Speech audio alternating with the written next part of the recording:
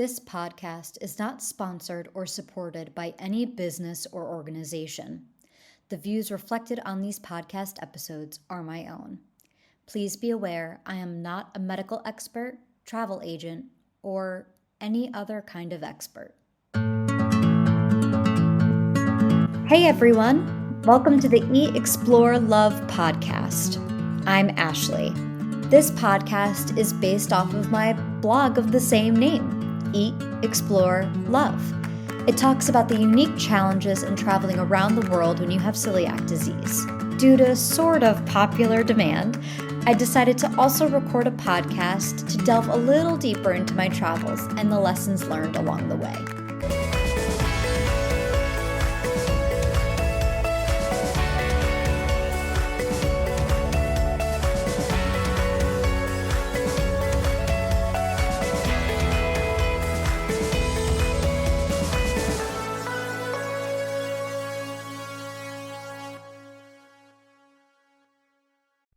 On today's episode of Eat, Explore, Love, we are chatting with Krista Melanson, the relationship chef. Although the intention of her services is to bring couples together through the connection of cooking a meal, we discuss how it can be impactful to bring all sorts of relationships together in the kitchen. Also, find out the connection between the Olympics and the relationship chef. All that and more on this episode of Eat, Explore, Love.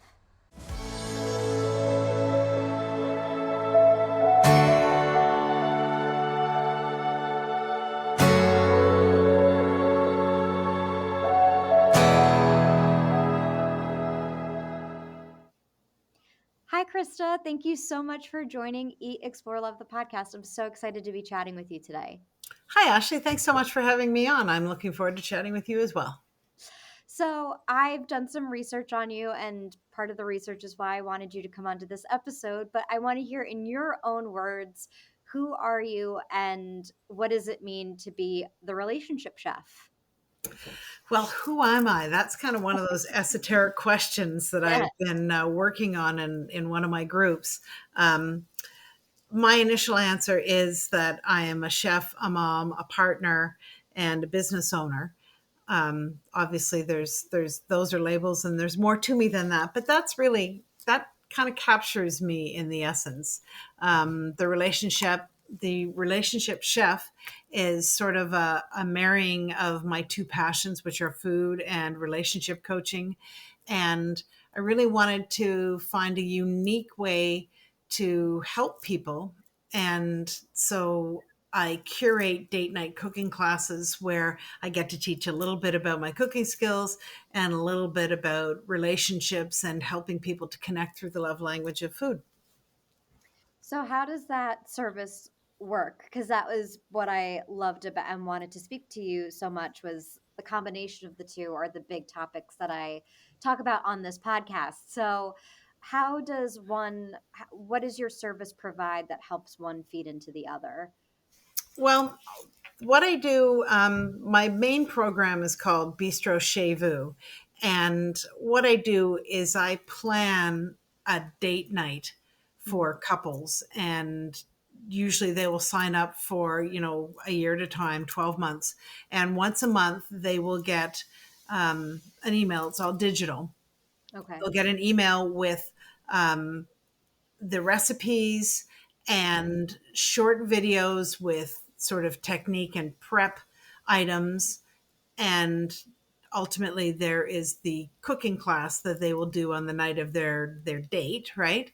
But along with that, there are conversation points and just some, tips and comments and historical facts about relationships and food and all the things in between. So it's really, the idea is for couples to actually set aside an evening specifically, not just say, oh, let's do this sometime and not get around to it. I actually have an accountability bonus that I've worked into it too. But to have couples set aside the time, go into the kitchen and prepare an amazing meal together in the privacy of their own home, right? Because when you go to a restaurant, it's you and 200 of your closest friends. So there's a little more intimacy in doing it at home, and you can have a more natural, more passionate, more real conversation. So I want people to work as a team and get the meal created.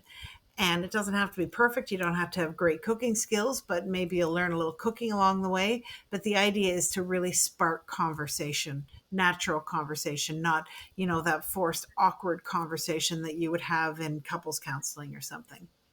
So when you're doing the relationship coaching part of it, is there a follow-up that you do after the meal to, I guess, kind of help walk them through, maybe make sure it was a positive experience, and if there were any negative things that popped up, helping them work through it? Or is it strictly digital only? If something like that comes up, they have to go to a therapist and be someplace else? Yeah, yes and no. The idea with the program is really that they will do these date nights once a month, but people always have access to me. Like when they sign up for the program, there's access to ask me questions and about food or relationships, and really work together, not one-on-one so much as follow-up, but of course ask questions and have questions answered in sort of a privately public Facebook group, if you know what I mean. The fellow people in the group will have access to that. But also, they can retain me on a one-on-one basis ongoing if they want to do that as well. But really what I want to focus on, not that I don't want to do the other stuff, because I think it's great if somebody wants to go a little bit further, but what I really want people to focus on is finding that connection together and having that natural conversation, the fun evening together. So I think that's great. What goes into, I wish I had this when I was with my partner, because I think we could have used something like this, hence him being my former partner. But what goes into creating a date night? Do you have a whole team of people? Is this just ideas out of your brain? How does this all work? This is ideas out of my twisted brain. It's, um, I have a team that helps me put the package together, Okay. to make sure all of everything's delivered and it all works, all the links work and things like that. But really, each date night is separate and different, and it is very much my creative product. Thinking about a meal. I do a date night, or I do a sort of like a date night, an impromptu cooking class once a month.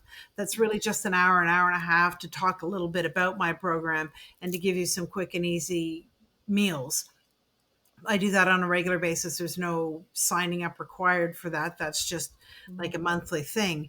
With the curated date nights, I go a little bit more in depth, and I have a slightly more complicated recipe that's going to be a great, dinner party recipe, or just a date night, if you want to recreate it. But it's a more complicated recipe, so there's more opportunity to share the tasks and work as a team and chat while you're doing it. So, based on Eat, Explore, Love, and what I talk about is a lot of going through the world with celiac disease. So, it would be disingenuous for me to not ask you, if someone had any dietary restrictions, how does that get navigated or thought about into a date night like this? How can they also take part? Well, that's always really important, right? And that's kind of one of the neat things about the date night culinary adventures, is doing it in your home. Your home is safe, right? Yeah. And we've got a peanut allergy and a chocolate allergy and a pineapple allergy and a mustard allergy in our family. So I'm used to kind of Oh, navigating these things on a regular basis. So when everybody signs up, they give me a list of food sensitivities, mm, and I normally will be able to give them an adaptation. mm, Celiac is an easy one, right? Or for me, mm, it is, because I yeah. know a lot about food and the interactions and things like that. So I don't ever want somebody to have something that they look at and go, well, how am I going to adapt it? I adapt it for you.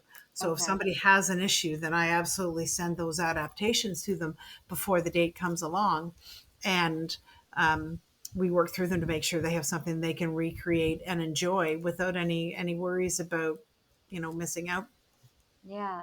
And do you, in the relationship coach aspect of this, and sorry if you spoke to this earlier and I just didn't comprehend appropriately, um, is it customized based on the relationship and what each person might come to you and say, these are the issues we might need to work through in our relationship, or this is how we perhaps areas we need to work on, and do you customize the date night and the questions to that as well, or is it a little bit more generic and more fun, so to speak, I guess, in quotes, than that? It's a little more generic, and like I said, there's always the opportunity to go further. And I actually am doing a couple times a year, I do a couples retreat in France in the countryside. And in those ones, we delve more into, because it's only 3 couples per retreat. So we really go more into specifics then.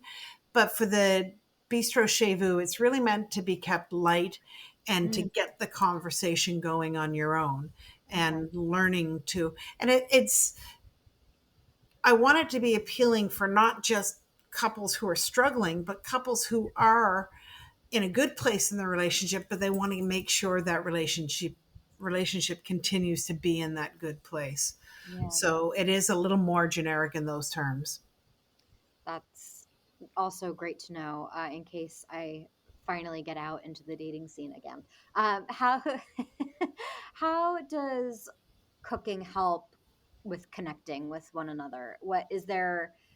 I don't like to cook with other people, so this is definitely a learning conversation for Yeah. me, because to me, that's my problem solving time of, it's like a mathematic problem. I'm not very creative in the kitchen. It's like taking out a math textbook and solving for X. So, for me, I actually would find it quite difficult and a hurdle to overcome as far as the connecting portion of it. So, how, in your terms, do you feel it's important and food is a good way, or cooking is a good way to connect?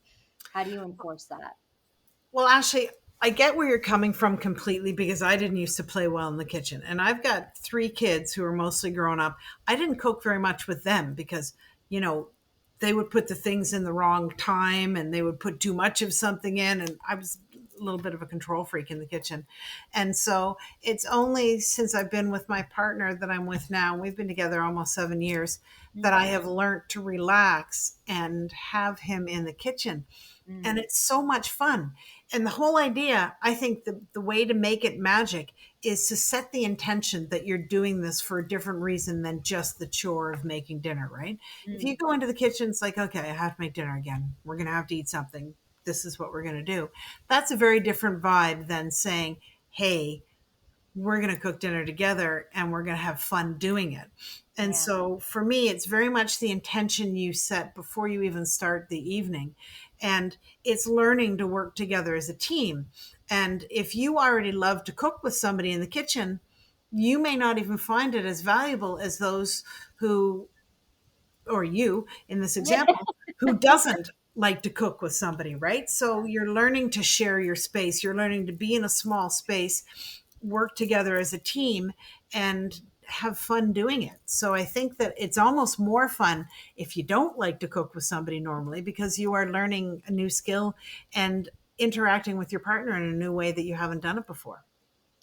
How do you suggest is the best way to do that? Because I just actually had a conversation with someone where I had to talk about, I'm a very structured person, which is also why I do enjoy cooking, because there's a recipe and there's rules to follow, and if you follow the recipe, it should come out okay. And that doesn't always work out that way, but most of the time it does. Right. So, do you feel that it's good in learning how to play well with others in the kitchen? Is it good to have, like, okay, this is what your jobs are in the ingredients? Do you lay that out for people? If maybe the one partner one does these tasks and partner two do the other tasks, or is there other ways of figuring out how to collaborate in that way? No, I think that's definitely, especially for people who aren't used to cooking with other people, that is definitely part of it, is me guiding them to the division of labor. And I especially encourage people, like if somebody is really great at chopping up vegetables and the other person is really great at cleaning, a piece of meat or whatever, right?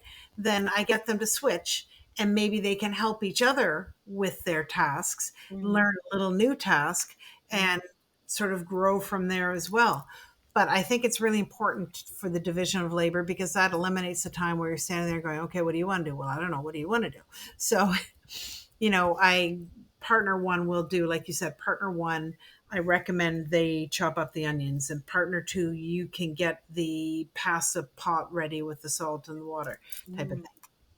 And I'm thinking about with people like my parents, where my mother, which is surprising, is Irish and an excellent cook, and my father, Italian, wouldn't know what to do in the kitchen if you guided him with a handbook, held his hand through it. He just couldn't do it. Do you think that it's even for those dynamics even more fun potentially or more disastrous? I guess depending upon the personalities of a situation to walk through this with, or Well, I have two things to say about that. The first one is that yeah, it can be so much fun. And in life sometimes the mistakes or the disasters are the most fun, right? You can look back and go, "Wow, remember when we took that cooking class and the dish was just terrible?" Right? Sometimes those are fun ways to look back. But the other thing is that is really very important with this is both of the partners have to be willing. And if Mm, both of the partners are willing to go into the kitchen and cook together, then anything is possible. But if you've got one partner who's like, I don't want to be here, I don't want to do this, chances are, you're not going to succeed no matter how you try. But I that's think it's really important for both partners to be open and say, you know what, I'm willing to try this.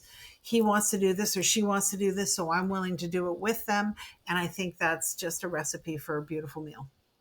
yeah, part because I would love to get this for my parents as a gift. They're going to be empty nesters next year, and this would probably be a fun thing for them, them to get to know each other again. But also, Yeah. I could see my mom not being able to let go of any control in the kitchen, and I could see my father not wanting any part of it and wanting to just sit on the couch and watch TV while she just does it by herself. Yeah. But I also, do you, to that point of where they are in their relationship, do you feel this caters to any one particular phase of a relationship, or do you, I guess, cater to, pun intended, uh the questions that you may have or the date nights you create based on where people are in the relationship? I don't think it really needs to be catered towards one position or one stage in a relationship than another. I think that it's really important for younger people to make sure they take that time, Mm, because if they don't, if they keep putting it aside for kids and job and home or whatever, then they may reach your parents' age and there's not much left. They've let the connection go and then they're empty nesters and they don't have that connection point. yeah, But conversely, people who are empty nesters have more time to do some of these things. And maybe if they have let it go, slide a little bit, they can get back into spending that time with the cooking, and by that time they will know each other quite well. But like you said, if your dad doesn't cook and your mom does cook, then that's a fun new way for them to connect that after however many years they probably have never done before. no, no. My mom was very much, or is very much like you, where the kitchen is her domain, and she just, it causes her more stress to try and teach us how to cook. So we're all, now that we're in our own space and kitchens, we are now just learning how to cook for ourselves. We're basically starting with cereal, and by the time we're all getting to our 30s, hopefully we'll have a little bit more advanced meals. But we're slowly getting there, where as my mom was 26 and able to cook for a family of five, and she was a master at it, and I wish that she passed it down a little bit. But if you have someone like my personality or my mother's personality, that, or how you used to be, of needing a little bit more control, what are some tips and tricks that we can do to work on ourselves to relinquish that control, to make a night like this a little bit more fun than stressful?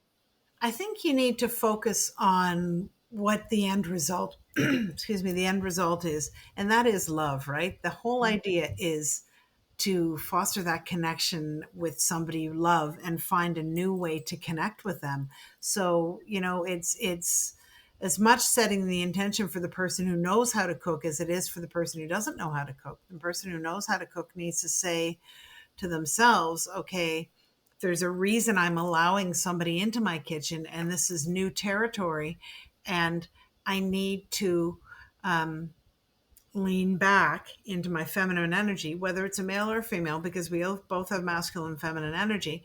Lean back into my feminine energy a little bit to receive, to have Mhm. this person with me, and just open up to the idea and be willing, look at your partner and say, okay, I love this person. I've chosen to spend my life with this person. Mhm. Surely I can choose to spend an evening with them creating dinner, Yeah, or just an evening with them, period. right? But in some cases.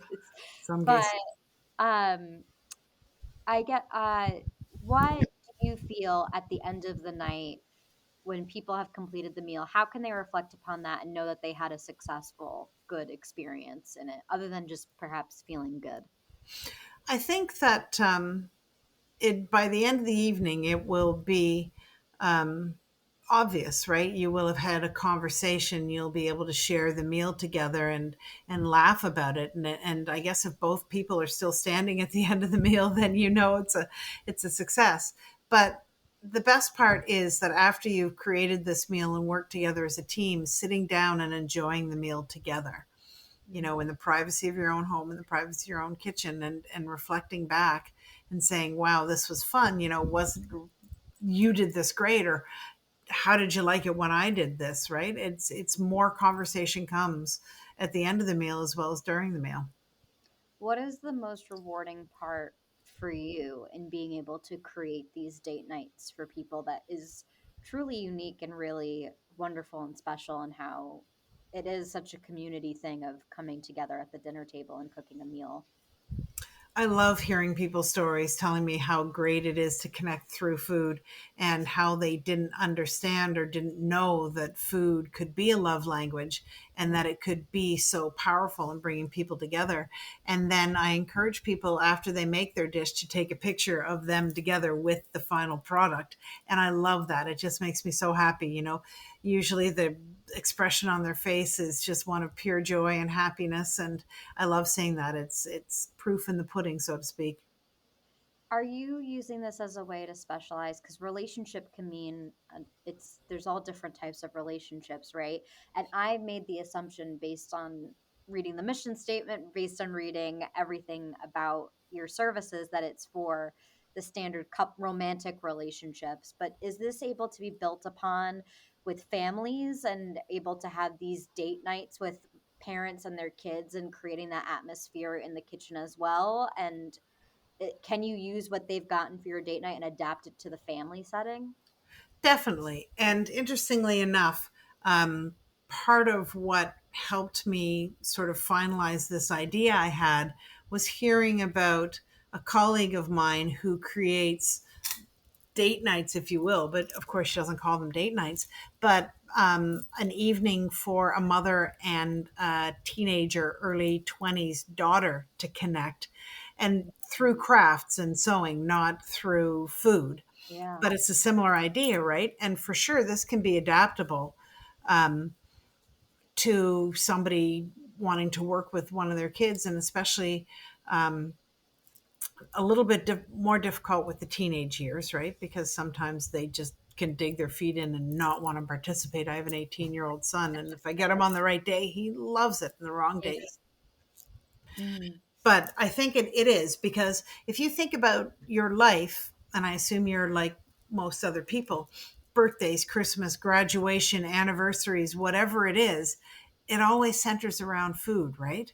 So Mhm. food is a really uniting topic and event. And I think that you can interpret that to a certain extent with these cooking classes and bringing your kids into the kitchen if you want to. And maybe it might help people be a little less like me and allow their kids into the kitchen and share that wonderful gift of learning how to cook.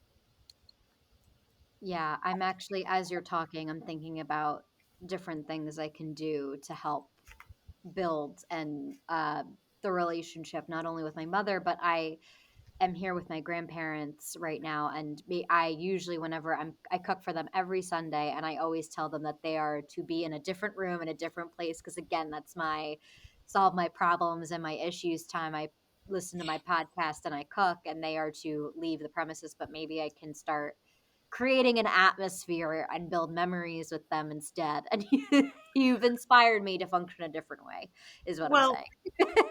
let me just play devil's advocate here for a sec. Mhm. And you have said that you don't like having people in the kitchen. It's your time. And I totally get that, right? If you're in the zone and you use that to process and that's your quiet downtime.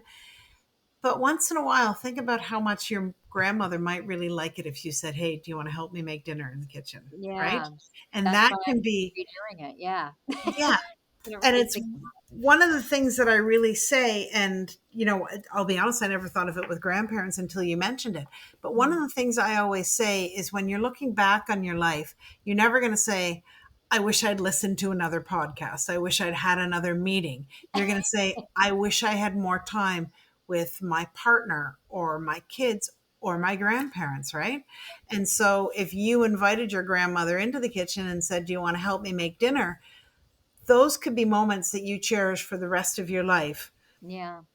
Yeah. and someday look back and maybe tell your kids about it while you're teaching I mean, assuming you have kids, I don't want to make any assumptions or want to, but that you can share with other people and younger people because it's special time, and you may be surprised some of the things she could teach you too. I don't know if that will be the thing. I don't know if she'll teach me how to cook, but I think my grandfather might surprise me in that way. But my grandmother, she likes to experiment in ways that have almost killed me Oh sometimes. dear. So we're not gonna have her teaching me stuff, but maybe it's something that we could. Maybe my both of my grandparents, I could come up with tasks for them to do, Yeah. where we can do it together. You've changed my mind. You have swayed me in the other direction. So thank you. Well, you're welcome. And it's funny when you say that, I think about my dad came from a family, they have a German background. My grandmother was born in Canada, but her first language was German. And she was this very stern little German woman. Mhm, And she passed on the stern little German woman to her three sons.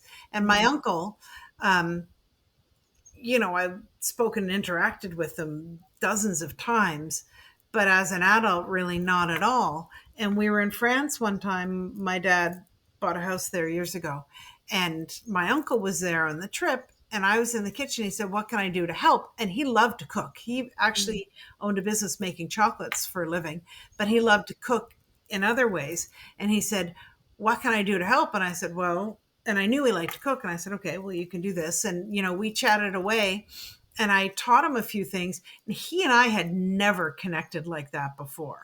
oh, wow. And I will remember that. I'll always remember. It's like, yeah, I remember that. It was Yeah. something that was very unusual with Yes. he and I to connect and work together that way. So, it can be really amazing. It can have benefits that you don't even realize are happening until a little later, and you look back and go, that was great. Yeah. Yeah. Especially with male family members, where depending upon the culture, it is very tough to break down into the vulnerabilities. In the kitchen, it seems to be a place where everybody is vulnerable. Definitely. Because you're multitasking, you're not so focused on keeping up a guard. You have to spread your mental capacities in a bunch of different ways. So it's so Exactly. beautiful that you've got to have that experience. With your retreats. Now you mentioned that you have them sometimes in France. Do you have them in other places too? Tell me a little bit more about the retreats that you organize for folks. I like to call them a crime of opportunity. We have this farmhouse in France that my dad bought, and it has six bedrooms. So it's not a fancy chateau or anything, but it happens Mhm. to have six bedrooms, six nice sized bedrooms. And a friend of mine who's very much into human design approached me and she said, have you ever thought of doing retreats? And I'm like, yes, but I haven't. And Mhm. so she said, what do you think about collaborating on this? And so actually, the first one is just coming up in the fall, and it will be the first of many. We're planning to do that several times a year. But we are having everybody come. We're going to do a little bit of yoga, a little bit of human design, a little bit of breath work, but we're also going to go to some vineyards and sample some wines and go to some local markets and have some cooking classes. And really, it will be an immersive French experience, but also helping couples, in a how do I want to say this, an easy and comfortable way, not just okay, sit down and talk about your feelings. We want to do that. And it's going to be such a fun experience because the French countryside is beautiful. Mhm. And I think the location is very romantic and inspiring. So I think it's great. At some point, I may branch out to doing it somewhere else, but I just think the France thing is just, it makes it sort of a destination retreat that's special. Yeah. Where in France is it located? It's in Burgundy, 2.5 hours southeast of Paris, right in the heart of Okay. the country. Oh, wow. Beautiful. Okay. Awesome. That's incredible. And how can people sign up for the retreat if they choose to go? Is there a special process since there's limited space there? Definitely. I mean, the process is filling out information and just filling out a questionnaire to make sure that we're all the right fit for each other. But the best way is just to contact me, because people will ultimately have questions before they embark on something like that. So I just encourage, and for my program, my Bistro Chez Vous as well, I encourage people to reach out to me directly because they're going to have questions about what it is. And, like in your case, you would want to be asking me about the presence of gluten and things in the meals.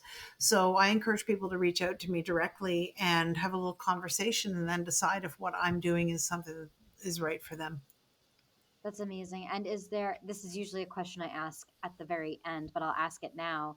Are the best places to reach out to you? The best place, I always send people to my Facebook profile, which is just my name, Krista Melanson, Melanson. And the reason I do that, my profile is public.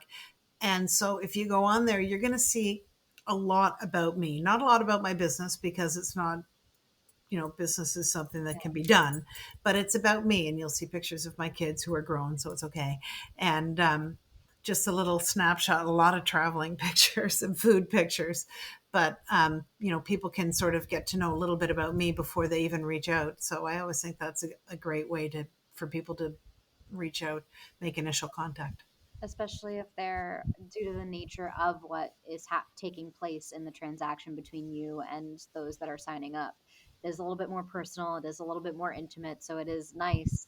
Whereas when you're too much of a business, it might make it too sterile, I guess, for lack of a better way of phrasing it. So Exactly. that's And great. this is all about love. And I've got, like I said, my daughter I took her to the airport this morning to send her off to go to compete in the Olympics in Paris. Oh So wow. that is all over the place. Wait, that has nothing to do with this conversation, but do you want to brag about your daughter in the I Olympics? love to brag about my daughter. Yes, do that. So she's a lesser known sport. She's women's sprint canoe kayak, Oh, and she's been training forever, but she's been in a boat and competing since she was about 7 years old. And the most amazing part about it is that when she was about 10, my father said, she's going to the Olympics in Paris. And we said, oh, yeah, sure, whatever. And unfortunately, he passed away in 2016, so he doesn't get to see it. But here we are in 2024, and she's going to the Olympics. So we are so excited. in Paris. And you know what? Whatever your belief systems are, he probably is there. He is probably right there with her and the reason why she got there. Well, So that's what we're hoping. yes, yes. It's so incredible. Congratulations to you Thank guys you. and your daughter, especially, because as great as the support system is, she is the reason why she got there. Um, Definitely. without her perseverance. Um, but that's incredible. That just took me by such surprise that that's not what I thought I was going to talk about when I woke up this morning. So I'm thank sorry. I didn't mean to knock you off you. track. That is so exciting and now has me a reason to go and watch the Olympics and to pay attention because now I have a little closer degree of separation to it. So that's awesome.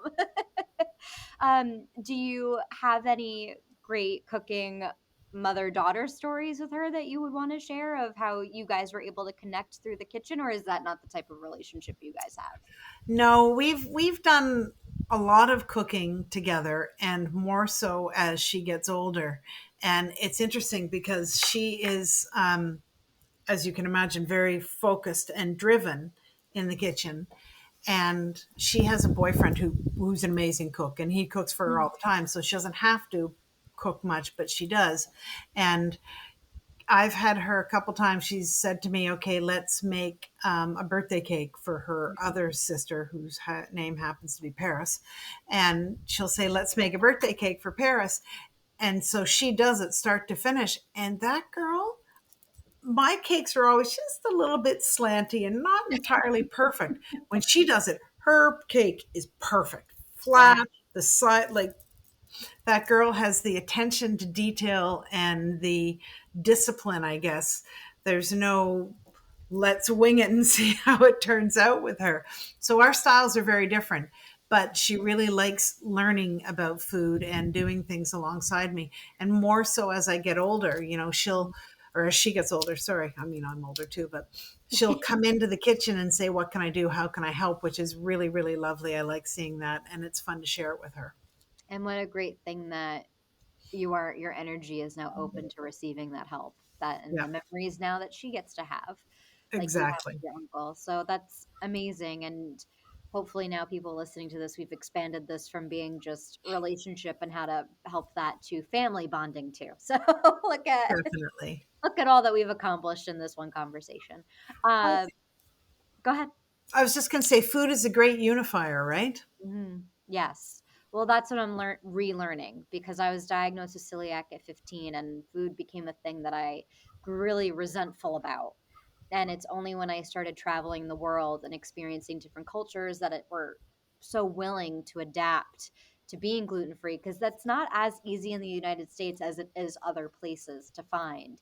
That I started falling in love with eating and food again. So, yeah. Well, interestingly enough, I have two things I want to say about that. First one is that my daughter, her partner that she trains with Mhm. in small boats and rooms with everywhere has celiac disease. So she Okay. is well versed. They went to Amsterdam last year and, together just the two of them. So she's literally traveled around the world with her friend who is in the same situation as you.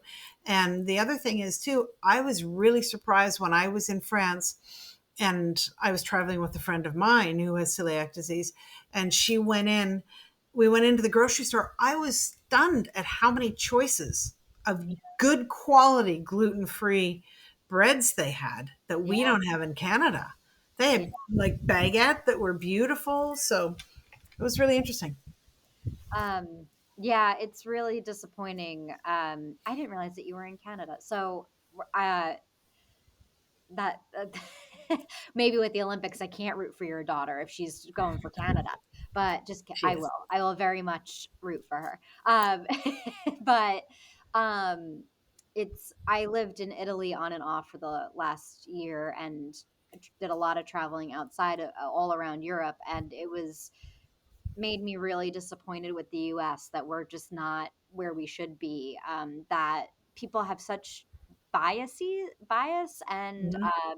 stigma and judgments and assumptions attached to people that have to eat a certain way. I think it's with the United States because trends and influence marketing are such things that it turns people off when it is an actual problem that we don't ever get to a solution to actually helping the people that need it. That's my assumption in my soapbox, but Yep. I No, don't. I would tend to agree.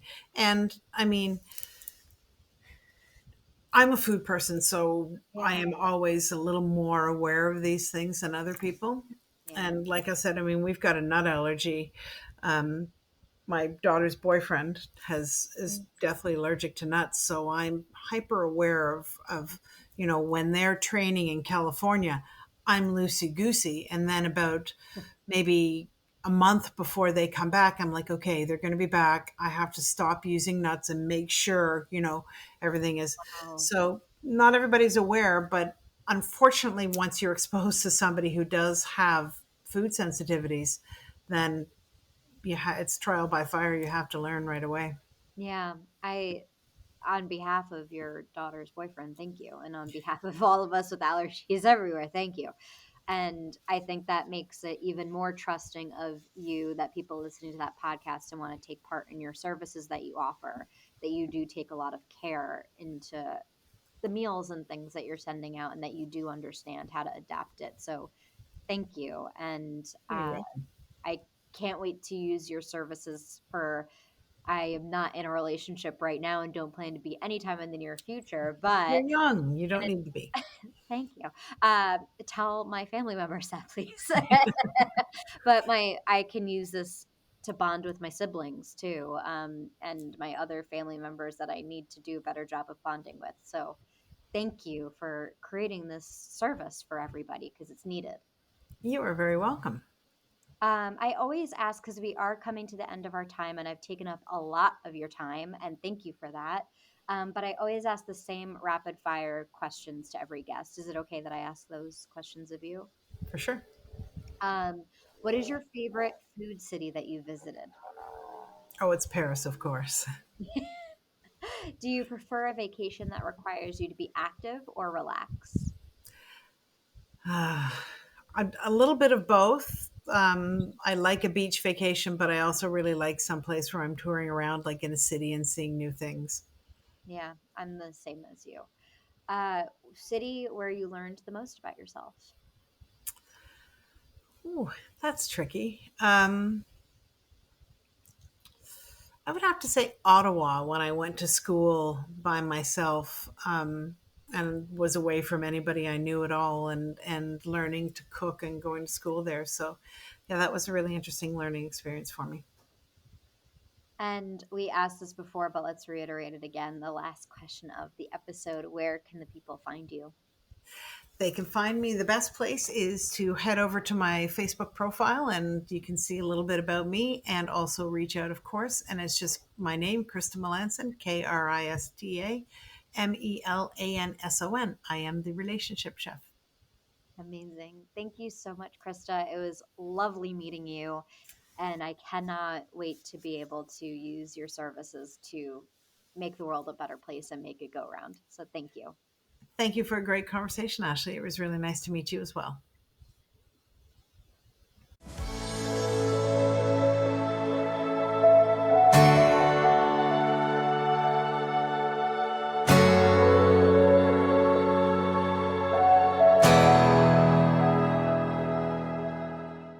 Thank you so much for listening to today's episode of Eat, Explore, Love, the podcast. As always, the links to Krista's pages are in the description of the podcast episode. Till next time. Thank you for joining me this week for all the fun journeys and lessons learned on my big adventure called life. For more information on the different cities discussed, check out the blog posts on hieatexplorelove.com, posted every Monday, Wednesday, and Friday. If you have any questions or fun stories to share, feel free to reach out at hieatexplorelove@gmail.com. Until next week, remember to eat well, explore the world, and love yourself. See you next time. This episode is produced, scripted, and edited by me, Ashley. Special thanks to Sarah Mientka.